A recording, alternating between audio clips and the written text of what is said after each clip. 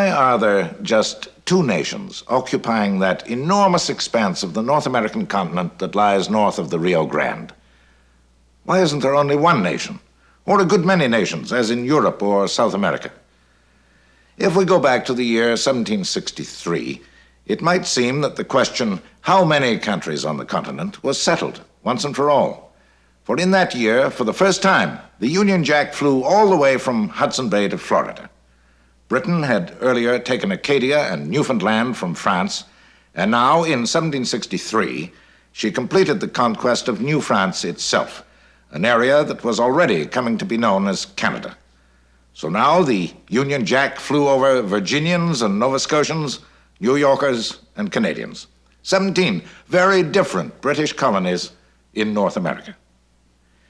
In London, the imperial authorities confidently prepared to impose a common pattern on all of them. But Canada was not like the others. It was French and Catholic, and its economic system, based on the fur trade, clashed with that of the other colonies. As New France, Canada had prevented the American colonists from pushing into the interior from the Atlantic coast. Now this obstacle was gone. Settlers from Virginia and Vermont, New Jersey and the Carolinas could push westward into new lands. But the Indians were still in the forests. Nobody had invited these former allies of the French to the peace treaty negotiations. Now they were angry, and they had found a leader. Pontiac was probably the most formidable Indian warrior politician ever to appear in North America. He and other proud chiefs were uneasy with the new British officers in the former French garrisons. The French had treated the Indians as partners in the fur trade, but the British acted more like masters, aloof and ungenerous. The Indians left their meetings with the British dissatisfied. The end of the war and the disruption of the fur trade had left them far less valuable to the white man. Finally, frustration flared into violence.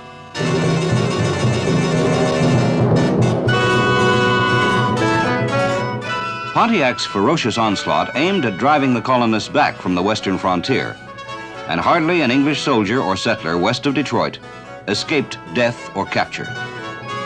The torture of captives revealed the depths of the Indians' hatred. Bloody battles between Indians and veteran British troops showed that neither side would yield and that it was time for negotiation.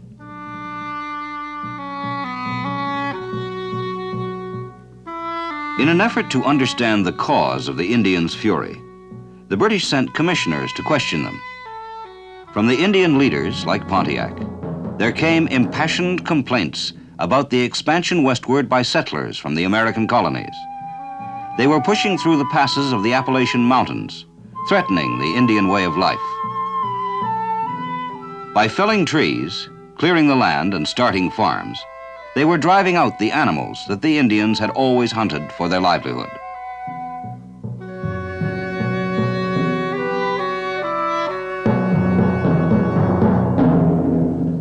Pontiac reminded the commissioners that some British prisoners had been returned during truces in the fighting. But he warned that unless the British gave heed to the Indians' complaints, there would be no mercy in the future.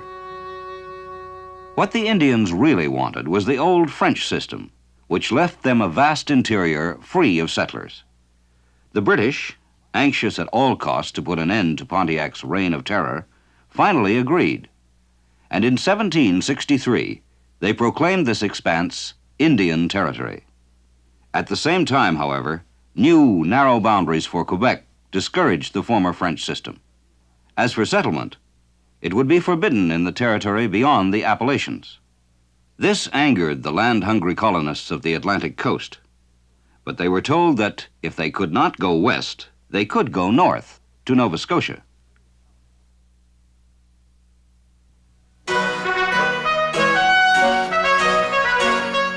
In Nova Scotia, the city of Halifax was founded a quarter of a century before.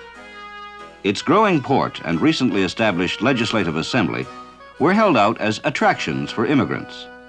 Here, then, was an alternative to Western settlement. And another was the province of Quebec, although its appeal was lessened by the fact that its new, constricted boundaries seemed to offer limited possibilities for further settlement. Montreal, flourishing crossroads of the fur trade, and Quebec, the spiritual center of Catholic Canada, were now occupied towns, with the red-coated British soldiers much in evidence. These troops, representing the conquering Protestant power, were under the command of General James Murray, himself a Scottish Catholic. As military governor, he ruled from Quebec, a town that had been left half in ruins by the bombardments of war.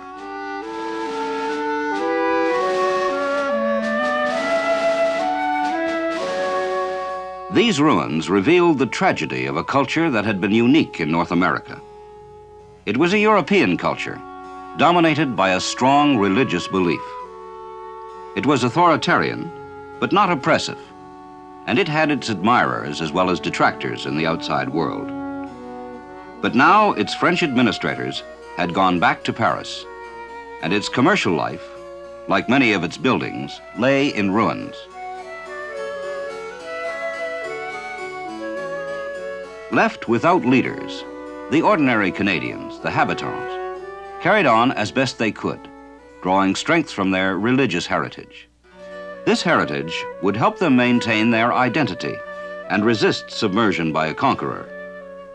This was the homeland they had built, the only homeland they knew. There was no question of returning to France, as their leaders had. Now their leadership would come from the church, and it would be their beacon of hope.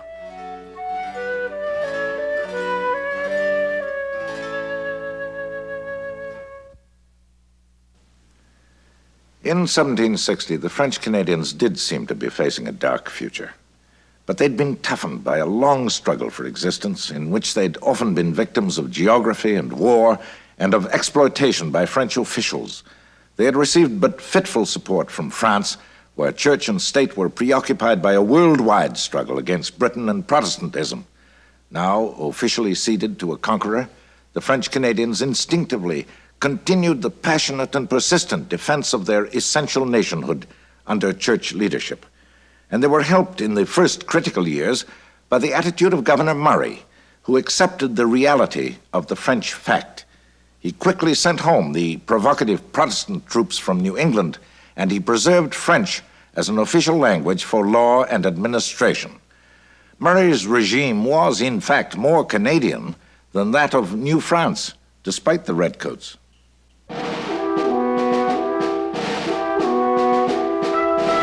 But Murray, now civil governor, soon had to face a difficult situation arising out of the fur trade. Here, at Montreal, was the center of the complex trade that the French had built up, blending the skills of the traders and merchants and the canoemen who penetrated far into the interior. From here, the furs had poured across to Paris. But now the flag had changed, and it was the Union Jack that flew over the fur trade. And the whole vast enterprise had fallen into new hands. Hard-headed merchants from Albany, Boston, and faraway London had followed Wolfe to Canada to take over the fur trade. Almost from the outset, they were in conflict with Governor Murray, seeking for themselves strong political powers at the expense of the French Canadians. They were impatient of regulations that hampered their ambitions, which extended far out to the west, to the source of the precious furs.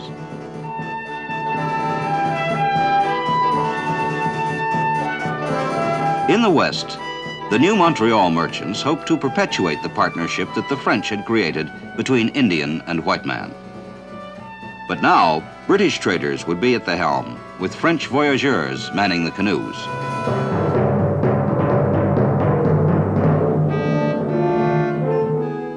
To achieve their goals, the merchants demanded the creation of a legislative assembly which they could dominate, since Catholics could not hold office. But Governor Murray refused to give them this advantage over the French Canadians, for he had come to admire greatly the French devotion to religion and the orderly life that stemmed from this. He found the ruthless ambitions of the merchants distasteful compared with the piety, industriousness, and simple pleasures of the habitants.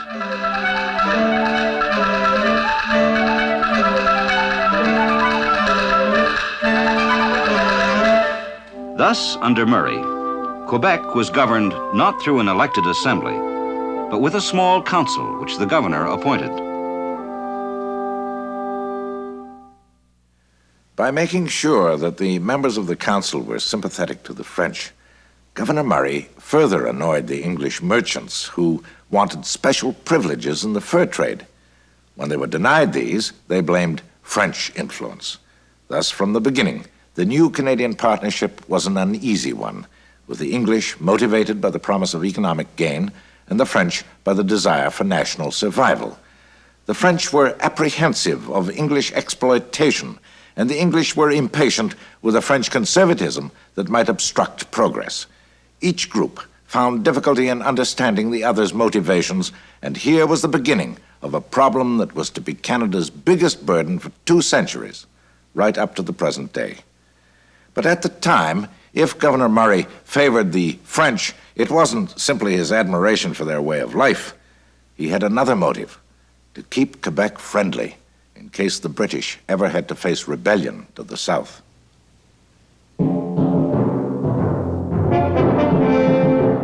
In the English colonies, the presence of many British soldiers meant taxation for the colonists, who had to pay for part of their upkeep. This taxation aroused the anger of men like Patrick Henry, who denounced it in the Virginia Assembly. Here was a tradition very different from that of Quebec: assemblies, local government, and relatively free speech. It was a tradition that went back 150 years.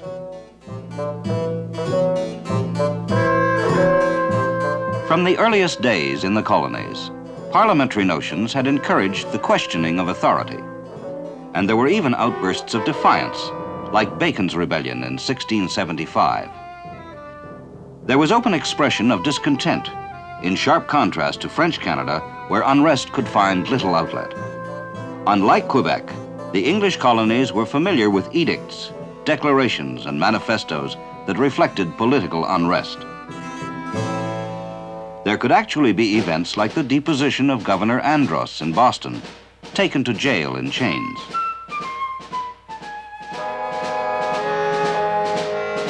It was against this restless background that Patrick Henry made his passionate attack on Britain for taxing the colonists without their consent. Meanwhile, in the streets, British soldiers guarded bales of paper against an angry populace.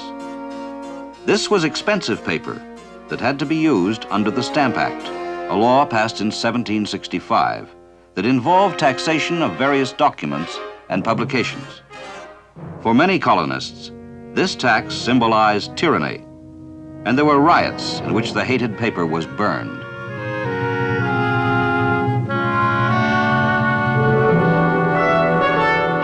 The real issue was economic nationalism. Colonial commerce, symbolized by a growing Wall Street, had produced a strong middle class in cities up and down the Atlantic coast. These men had grown wealthy through trade with Africa and the West Indies. Their methods generally defied the strict trading regulations decreed by Britain, and they were strongly opposed to any tightening of controls by the mother country, of whom they were continually reminded by the presence of the redcoats.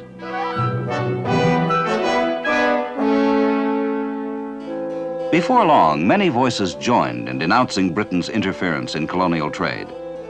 And there was violence, too, when a mob set fire to the British ship Gaspé, which had been enforcing customs regulations.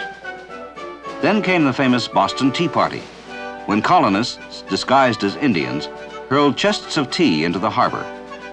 The tea bore a tax that was particularly detested. North America in Flames proclaimed a cartoon of the time.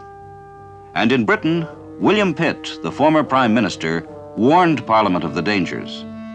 But Lord North, now government leader, obstinately pursued a course destined to further enrage the colonists. Parliament itself was so embroiled in party politics that there was little time to solve colonial problems. And so, in North America, the flames of discontent grew hotter.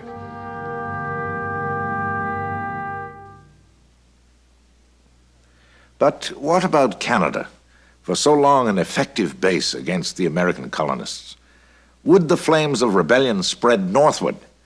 Despite London's hopes, Canada had remained almost entirely French.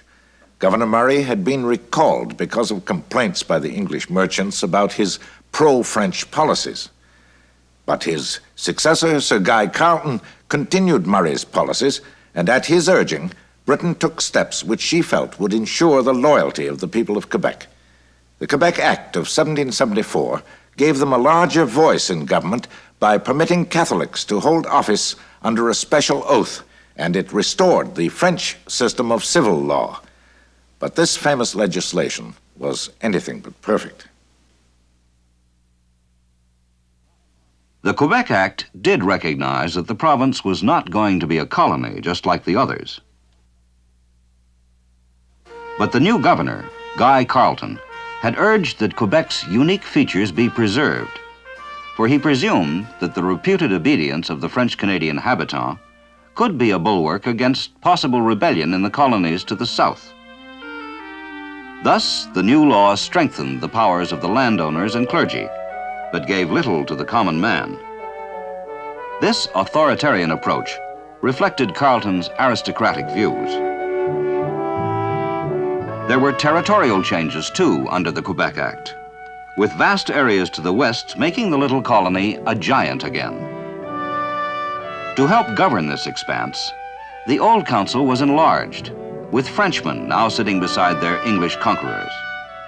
Now, virtually everything the French had had before the conquest had been returned to them. But for the colonies to the south, it seemed that an old threat had been revived. The Yankee frontiersman now felt himself hemmed in by a wall, behind which lurked an unholy alliance of French Catholics and Indians, backed by the British Army. The French and Indians were the old enemies, and now the colony's expansion to the west seemed permanently blocked by the Quebec Act.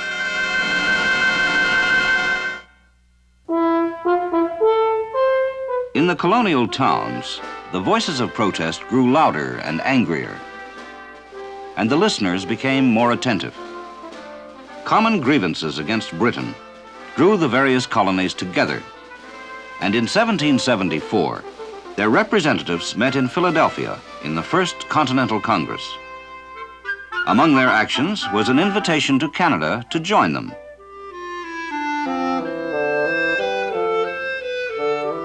The colonists felt that the Canadians had everything to gain.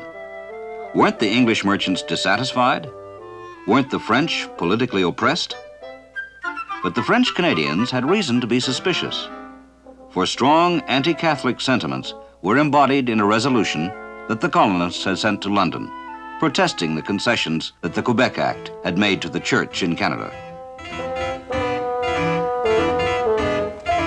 Catholic bishops danced around the Quebec Act in a bitter contemporary cartoon, while the British Prime Minister, Lord North, joined in the fun, and the devil looked on approvingly. Anti-Catholic fury was mounting in Protestant New England, and in the eyes of the colonists, the new situation in Quebec was the work of Satan, leading to hell and damnation. Cartoons depicted Boston imprisoned by harsh British edicts, and as tension grew, 2 colonists and a wild American Indian were shown attacking Britannia.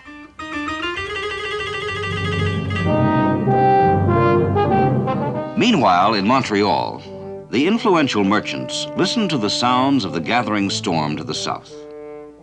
They too had grievances against the British, so perhaps they would side with the colonists. But as they surveyed their special place in the economy and geography of North America, the merchants found themselves in a dilemma. Most important to the merchants was access to the West with its richness of furs. Their profits depended on Indian hunters and French canoemen to bring the furs out. The capital to finance these ventures and the merchandise that was used in trading came from Britain, and Britain was the main market for the skins. Also, the enlarged Quebec had reunited their fur empire. Many of the Montreal merchants originally came from Albany and New York, so there was sympathy for the colonists. But the flow of furs would be endangered if the colonists had their way and were allowed to settle in the West. This, and the merchants' dependence on London, led them to stop short of active support for the revolution that was about to explode.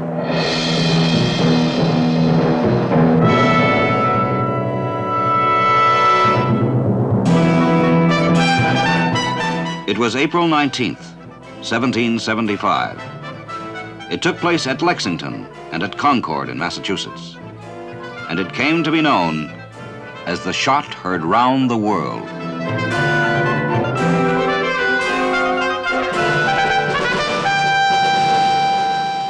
In the colonial congresses, there was rejoicing over this first victory by amateur American soldiers over hardened British professionals.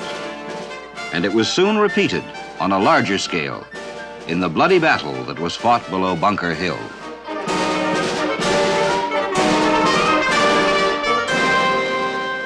In their attack on Bunker Hill, the British lost 1,000 men, twice as many as the Americans. Now the die was cast. There would be no turning back. The Americans felt new confidence in their strength, and the spirit of revolution swept through the colonies. To lead them, the Congress picked George Washington, a veteran of the Indian Wars, who would command an army that had little training, but much enthusiasm. The Congress rushed a delegation to Canada to renew earlier appeals for support, but they returned disappointed. The English merchants were incensed at French political gains under the Quebec Act, but they liked the new Quebec boundaries, which reunited the old fur trading empire. Breaking ties with London was too risky financially. The merchants saw loss rather than gain in supporting the rebellion. As for the French, their leaders were pleased with an act that increased their privileges. The habitant farmers disliked the act, but their discontent was leaderless, and they were not likely to follow the lead of Protestants and old enemies. The Canadians, it seemed, did not feel that Ben Franklin's old slogan about colonial unity applied to them.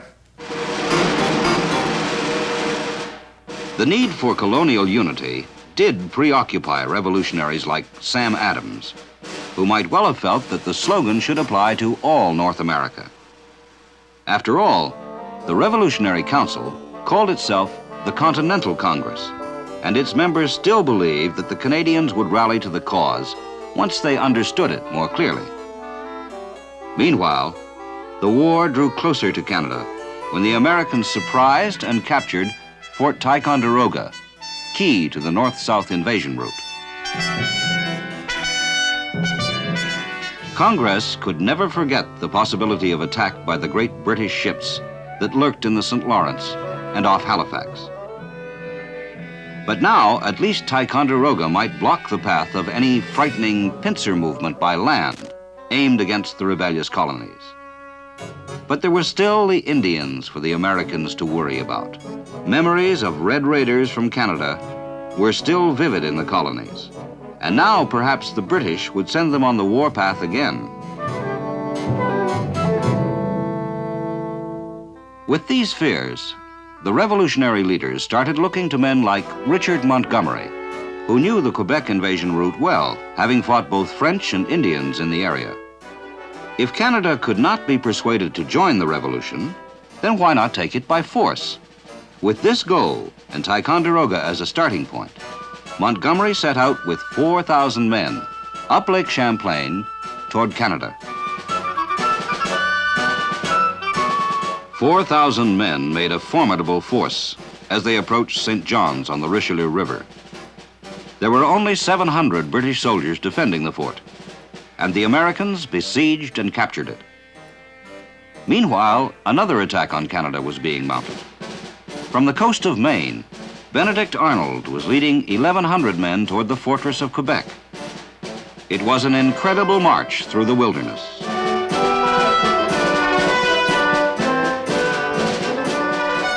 Finally entering Canada, Arnold's ragged and starving army got help from local farmers and managed to push on to Quebec. Meanwhile, up the St. Lawrence at Montreal, the military situation was desperate. The governor, Sir Guy Carleton, had expected 18,000 volunteers when he called up the militia, but only a few hundred turned out. Disillusioned, he abandoned the city to Montgomery's Americans and fled down the river.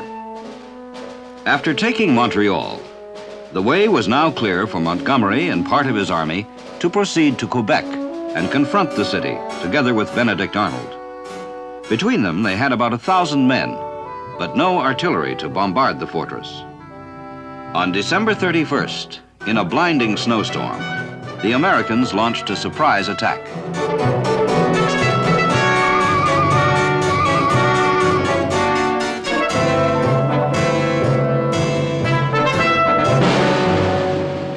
But Montgomery was killed in the attack, for the British had been ready, and by the time the battle was over, more than half the Americans were dead or captured.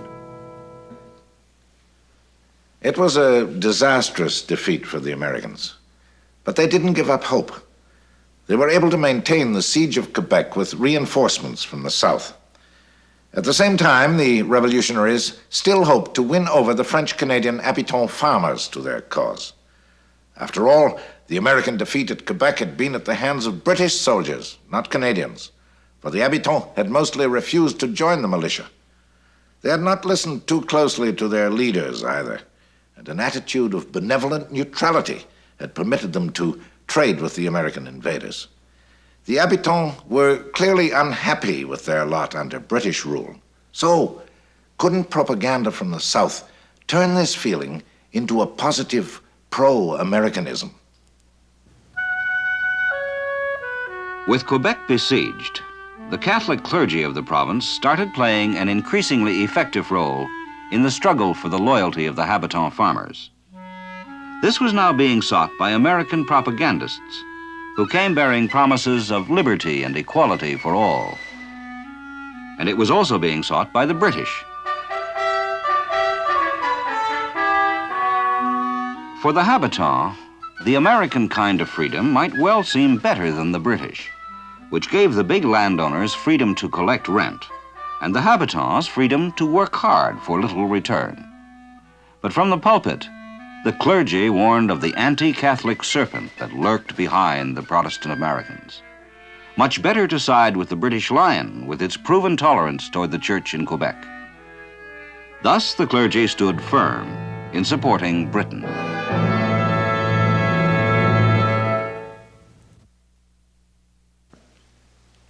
The pro-British stand of the clergy was not entirely disinterested.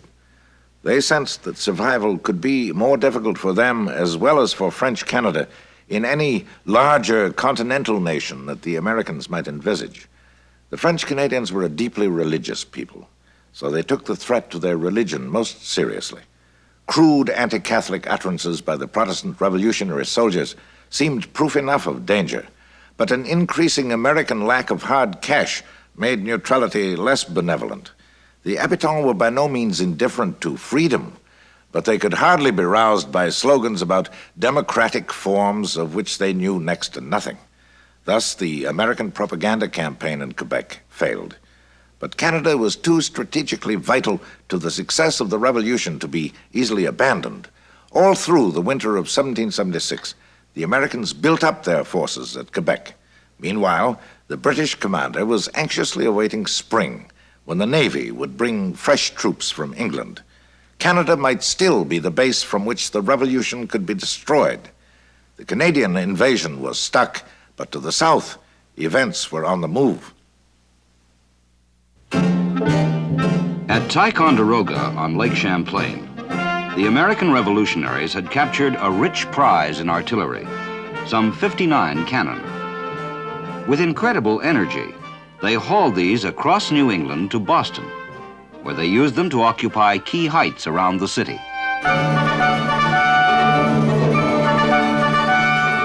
Even the British fleet that stood off Boston was now in peril. General Howe, the British commander, knew the damage artillery could cause, and now he decided to evacuate. He would sail for Halifax, taking with him the last of the King's forces in New England.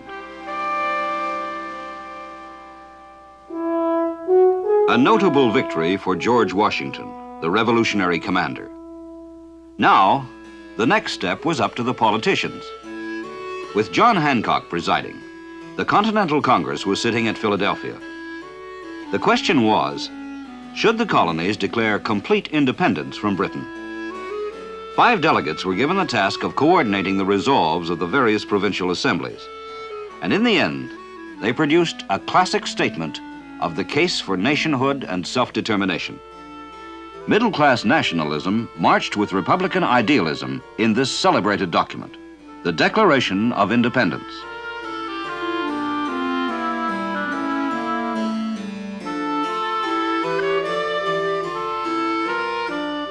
But the famous document did not win easy acceptance. There was a conservative element that still saw in the Crown the true source of British liberty, and felt their argument was mainly with Parliament. Others feared the full force of British military retaliation, naval bombardment, and scalping parties from Canada. But in the end, the radicals prevailed. Men like John Hancock. On July 4th, 1776, the Declaration of Independence was accepted, and that evening, the news was communicated to the public. It was fateful news, and it was greeted with mixed feelings, for a large segment of the populace was still loyal to King George III. But for the rebellious majority, it was a day to celebrate.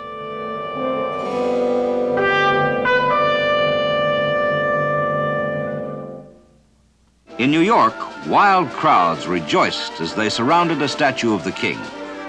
His Majesty, melted down, would make bullets for rebel guns.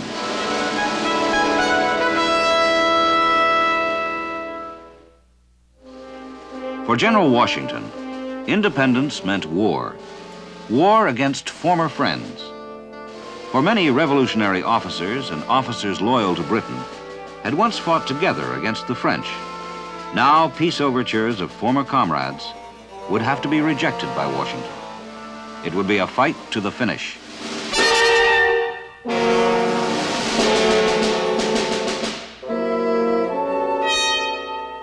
To challenge the revolutionaries, General Howe now returned from Halifax with a British army of 32,000.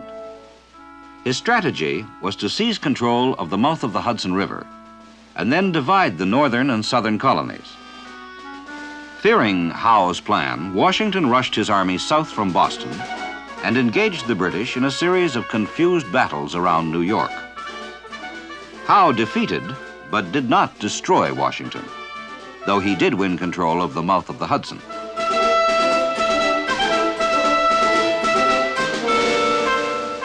As Governor of Canada, Sir Guy Carleton held the key to the second half of Britain's strategy against the Revolution. This would involve a thrust southward to join forces with Howe on the Hudson River to complete the splitting of the colonies. The arrival of General Burgoyne in Quebec in the spring of 1776 meant the plan could be put into effect. Burgoyne had brought 10,000 troops from England, which would be put at Carleton's disposition. The American forces at the gates of Quebec fled post-haste after besieging the city all winter. Half frozen and plagued with scurvy, they headed south, embittered by the knowledge that their Canadian venture, considered so vital by George Washington, had finally ended in failure.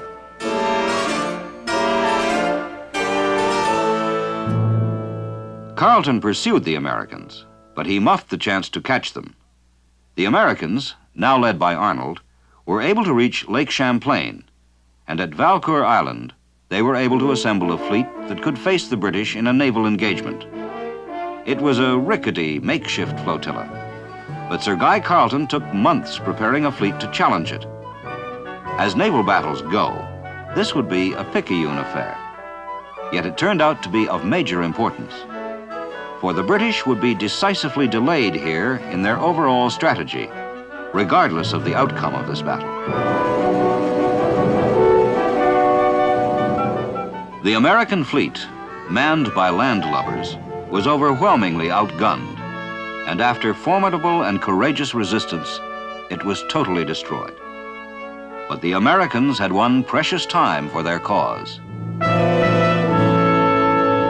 To strike southward and join forces with Howe in New York, that had been Carleton's plan. But now winter was too close. There would be a delay until next year.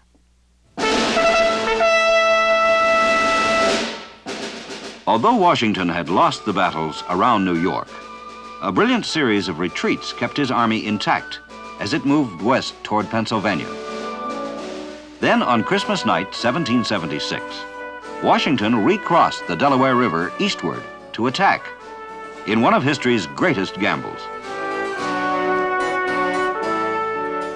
The British garrison at Trenton was completely surprised, and the revolutionaries scored an overwhelming victory, with the dying commander surrendering to Washington.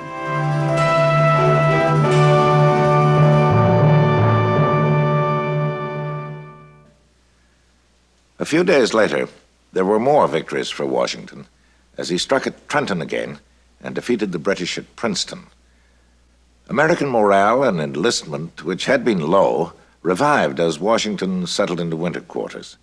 Meanwhile, the two main British forces withdrew to New York and Quebec. But surely they'd not stay there for long. By spring, it seemed that Britain was once again going to try to split the colonies along the Lake Champlain-Hudson line. Burgoyne, who had replaced Carleton as commander-in-chief, had planned to swing southward and meet Howe at Albany. But there was confusion, with Howe getting priority for another plan that would first take his forces south rather than north to capture Philadelphia. General Burgoyne embarked on his campaign with high hopes. Indian warriors were included in his force, and at Lake Champlain, he cautioned them to conduct civilized warfare. But the Indians did come to commit atrocities, confirming the worst fears of the Americans about the savage menace from Canada.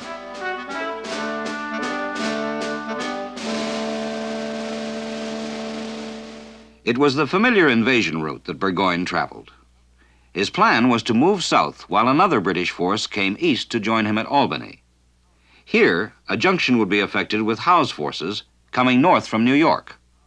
But the trouble was that Howe was not coming north, and Burgoyne alone was in growing danger. First, at Bennington, where part of his army met the enemy.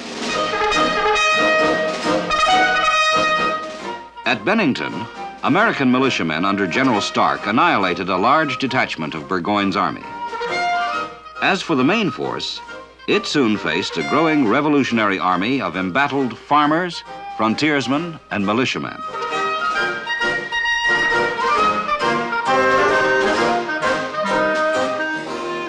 Defeated in two further battles, large numbers of British were taken prisoner. By now, the royal forces were greatly outnumbered and surrounded, and on October 17th, General Burgoyne surrendered to the American commander, General Gates, at Saratoga. It was to be a turning point in the war.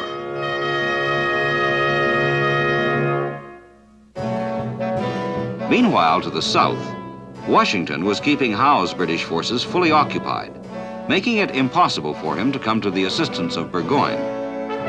But the victories here were British, with Howe taking Philadelphia and repelling a spirited American counterattack on Germantown.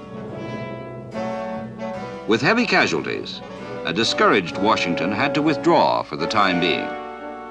The year's fighting had ended in stalemate. At Valley Forge in Pennsylvania, Washington reviewed his ragged, weary troops. This was the spot where they would spend the winter, a bleak area where the troops were ill-housed, ill-fed, and ill-clothed. Their miseries revealed how inadequate were the Army's financial resources. for not more than a third of the American population actively supported the revolution. In the bitter cold of winter, many of the soldiers could not leave their miserable quarters for lack of proper clothing. For Washington, it was a time of trial. He had been fighting for 3 years and had kept his army together, a remarkable feat. But victory seemed as remote as ever. Well, he might despair.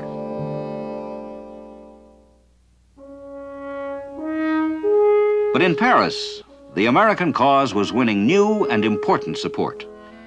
Benjamin Franklin, the American envoy to France, had completely won over the court with his propaganda. Even King Louis XVI was persuaded, especially after the American victory at Saratoga, that Britain might be defeated. Seeing a chance to strike against her traditional enemy, France signed an alliance with the revolutionaries. Now, at last, Washington might break the stalemate. Now, Washington would have at his side men like Rochambeau, one of the ablest soldiers in all France. And soon Spain threw her weight into the struggle against Britain, as did the Netherlands. Now, counting revolutionary America, there were 4 adversaries against Britain to tip the scales of power.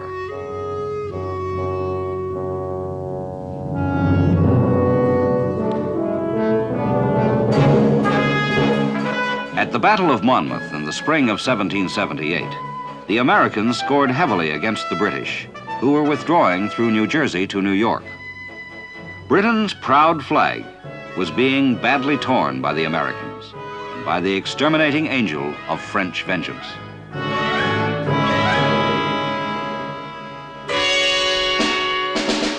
France's entry into the war drew attention back to Canada once again. For only 20 years earlier, Canada had been French. Now Washington's French allies wanted to mount an expedition to conquer Canada, but Washington held them back. In his eyes, even British rule in Canada was preferable to French, with all its uncertainties. Later, the positions were reversed, and it was the French who held Washington back. They would prefer the continent divided, rather than America all-powerful. As it happened, British rule in Canada was lucky, for Canada could scarcely have survived if an American army and a French navy had attacked together.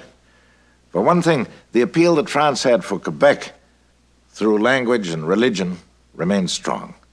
French Canadians might well have rallied to the side of the attackers, but that attack was not to be, thanks to differences between the French and the Americans. So instead of coming north, the war shifted south, where the Americans more than held their own. But even though Washington's army was effective, British sea power was his nemesis. The Navy kept Britain's troops highly mobile, withdrawing and then attacking again at will, and Washington feared that sheer exhaustion might yet defeat the Americans. At Britain's great base at Halifax, in Nova Scotia, her power was very real. Here were to be seen her great ships of the line, with their sinister tiers of cannon. From here, they dominated the North Atlantic and blockaded the American coast. Their presence also helped assure the loyalty of the Nova Scotians, some half of whom came from New England and might have sympathized with the American Revolution. Also, the naval base meant profit for Halifax merchants, and that too helped keep them loyal.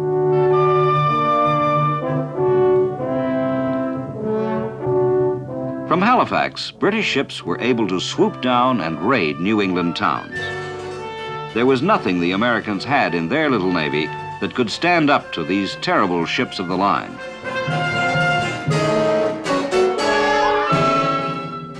But the answer to British sea power lay at the French naval base at Toulon, where a reorganized fleet planned revenge against the British. These were the ships that blocked the exit from Chesapeake Bay off Virginia in September 1781. Nearby, at Yorktown, the British Army was besieged, and the British fleet would have to push through the French if the 8,000 soldiers were to escape from the trap.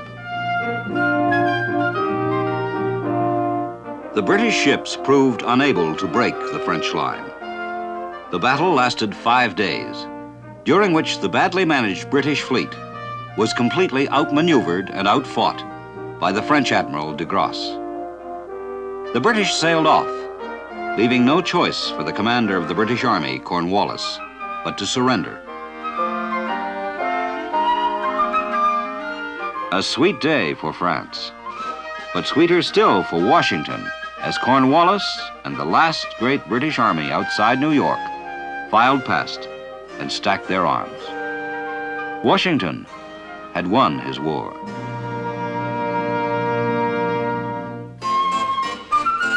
King George III was being thrown by the angry horse, America. The colonies were casting off their imperial master with the help of the hated flag of France. Another cartoon of the day showed a British admiral tied to a tree. He stood for the hapless Royal Navy, which was having its wings clipped, not only off America, but in other oceans. The once proud fleet was in disgrace, its claws shorn by Holland, France, Spain, and the United States. As for British merchants, they were wailing in despair at the fate of the cow of commerce. While America sawed off her horns, Holland was milking her, and France and Spain eagerly awaited their turn. Every cur could now insult the British lion, so low had he sunk. The American colonies might once have settled for less, but now it had to be complete independence from Britain. By now, even stubborn King George III had realized that the time had come to negotiate a peace treaty. But what would this mean for Canada? She had survived attacks and near attacks from the Americans, but would she be able to survive the peace negotiations? Would the shrewd Benjamin Franklin try to gain at the conference table what his compatriots had failed to achieve on the battlefield? For Canada, everything would depend on the final boundaries that would now be drawn. But the peacemaking would not be a simple matter. In the complex claims and counterclaims of the nations, Canada's interests could all too easily become obscured.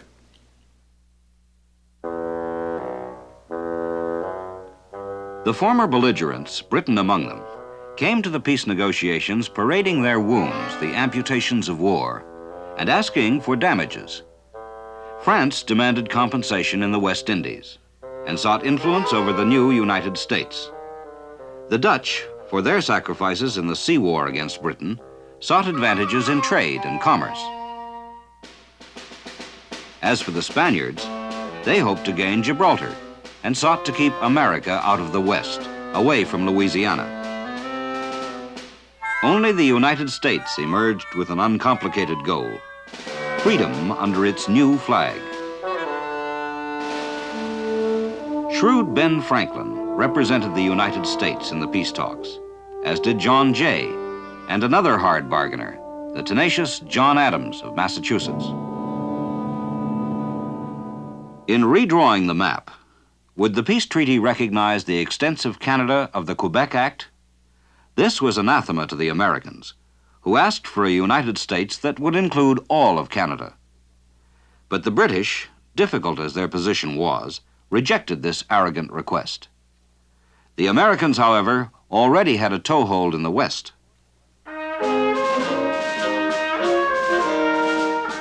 At Vincennes in Indiana, George Rogers Clark had attacked a British frontier fort with a small group of Americans. The surprised British commander had surrendered this strategic outpost. But the West, despite Clark's victory, was still mainly held by the British. Nevertheless, the Americans' next suggestion was for a Canada confined to the narrow boundaries of 1763, which cut it off from the interior. With these dimensions, Canada would have lost almost all of the modern province of Ontario. Yet the British were inclined to accept these limits, for they had ended the war facing an overwhelmingly powerful coalition, in which America was flanked by Imperial France and Imperial Spain.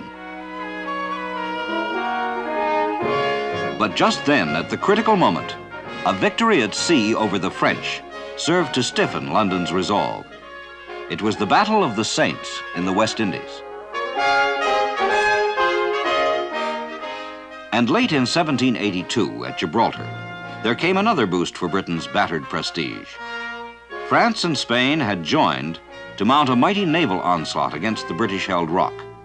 But the defenders brilliantly repelled the attack, inflicting fearful losses on the enemy.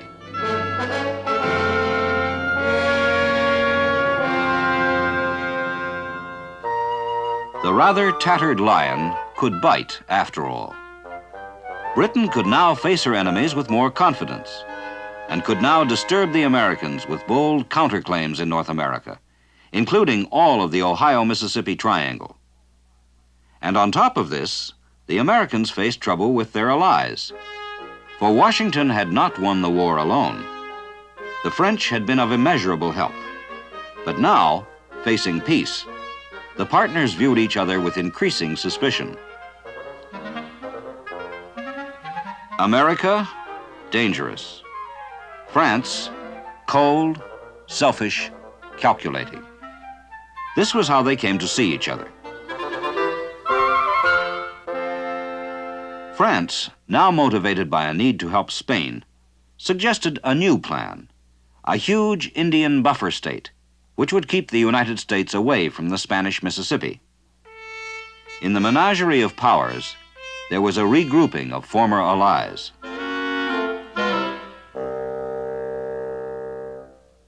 The buffer state idea would smother America's Western ambitions. To get rid of it, the Americans tried to persuade Britain to give them the Ohio Valley. In return, they offered a northern boundary at the 45th parallel, one which would have lost southern Ontario for modern Canada.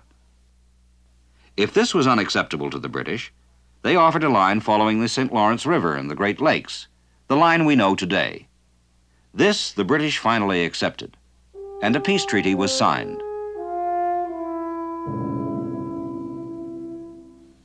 Britain had controlled a huge area in the interior. Why had she been willing to abandon it in this 1783 treaty? Why was the defeated Britannia so eager to embrace her wild, rebellious offspring? Basically, it was because Britain was less interested in keeping the Ohio Valley than in detaching the United States from the grasp of France and Spain. These two would continue to be the enemies of Britain, but perhaps the new American Republic could become a friend. So Britain was generous.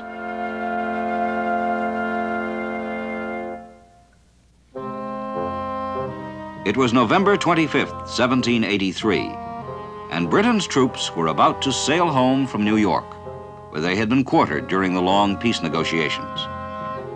It was 8.5 years since the shot heard round the world had been fired in Massachusetts. As the guns boomed and the crowds cheered, a new flag replaced the old one. This was the end of more than a century and a half of British rule in this part of the New World.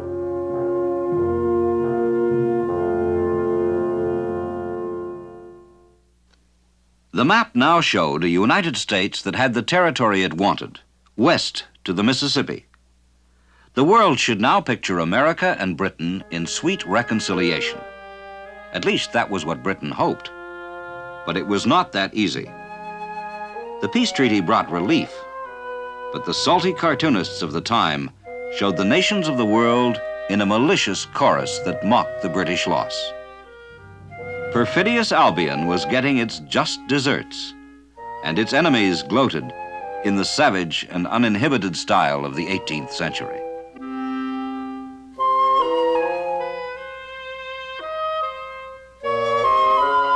Poor John Bull. Crocodile tears were being shed for him. But for some, there was a real sense of loss in the amputations inflicted on the English-speaking world.